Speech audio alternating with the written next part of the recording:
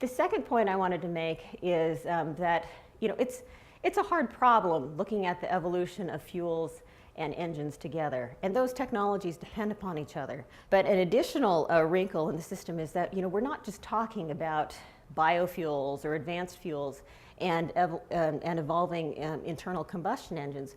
We're talking about a mix of technologies that are going to be out there. So the point of this list isn't to talk about all of these studies, but the point is that there are a number of studies that have been conducted over the last couple of years and that are currently ongoing that point to the need for a portfolio of technologies. There's not going to be a single technology and fuel winner that's going to dominate the marketplace over the next 50 years or so. So as you look at this portfolio of technologies, how are you going to consider the interdependencies and the co-evolution of all of those technologies that may not have such a strong interdependency as fuels and internal combustion engines have in the past? So I wanted to touch upon a discussion that we hosted this past fall that tried to get at this more integrative conversation to look at issues beyond directly coupled technologies and understand how will these technologies that can be developed in parallel intersect with each other, and how should they be evolving together. So several of the questions that we posed were specifically around the topics of biofuels and electric vehicles, since there's been a lot of interest in this over the past several years.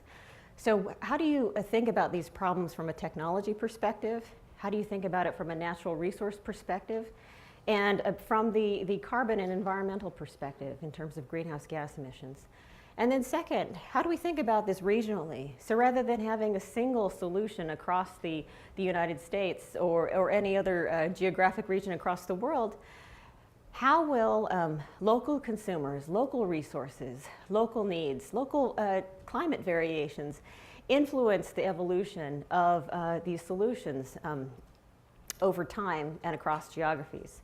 So we brought together several leaders from industry, from academia, from research laboratories, from the investment community, and tried to bring together these perspectives. And I thought, great, getting all these people together, we could begin to address these issues and kind of come to grips with how we should develop and chart a plan forward, a path forward for these technologies. And what was interesting is that there are many, I think that I thought, well, great, we could pose these questions and really get at that intersection. But there are so many factors that are involved here. So, Steve touched upon this as he opened his comments this morning when he talked about these various perspectives of economics, environment, and environmental issues.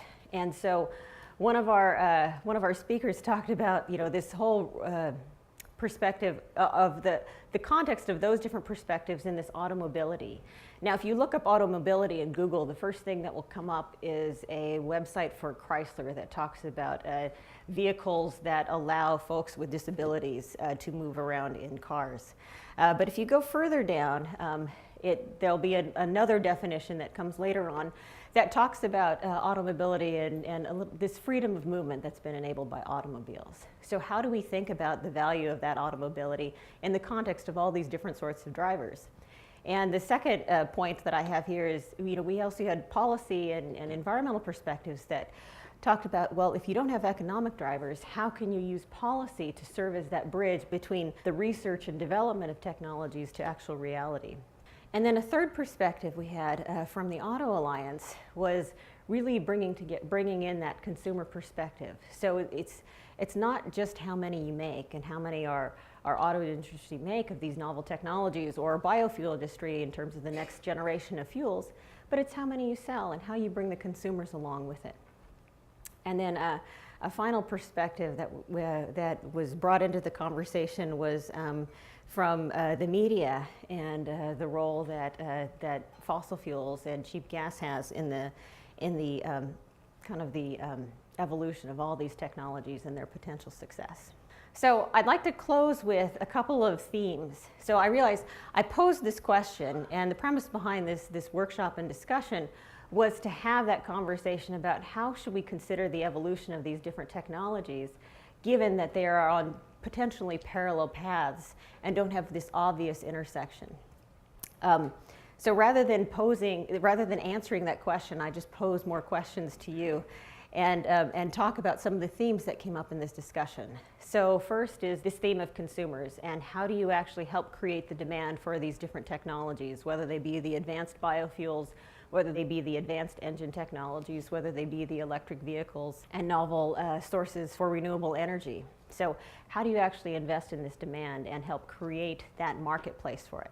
The second key theme that came up in the discussion was the idea of divergence. So you're going to have these regional variations. So perhaps you're going to have a regional set of solutions. Maybe biofuels make sense more in the Midwest and electric vehicles more in temperate or coastal areas, or dense metropolitan areas where range isn't going to be as much of an issue, and climate issues aren't going to be as much of a strain on battery life and technologies. And finally, we had a big discussion about, how do you pick winners or losers? So as you have all these different technologies that are currently in pre-commercial stages, how do you decide when a technology is going to succeed, or when a technology is ready to lose or fall out of the running? And I think the broad consensus was that we're not yet ready to pick technology winners and losers yet. However, when we start to talk about timeframes for when we need these technologies, this may influence what those winners and losers might be if you have particular targets in particular timeframes.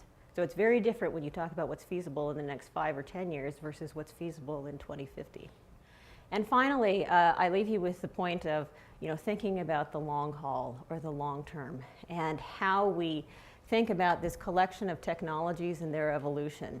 So instead of thinking about them or having the conversations in isolation where we just talk about biofuels or just talk about hydrogen or just talk about electric vehicles, we need to have more of these integrative conversations and think about them more systematically, and how they can collectively come together and address our energy challenges from all of these perspectives of economics, security, as well as environmental needs.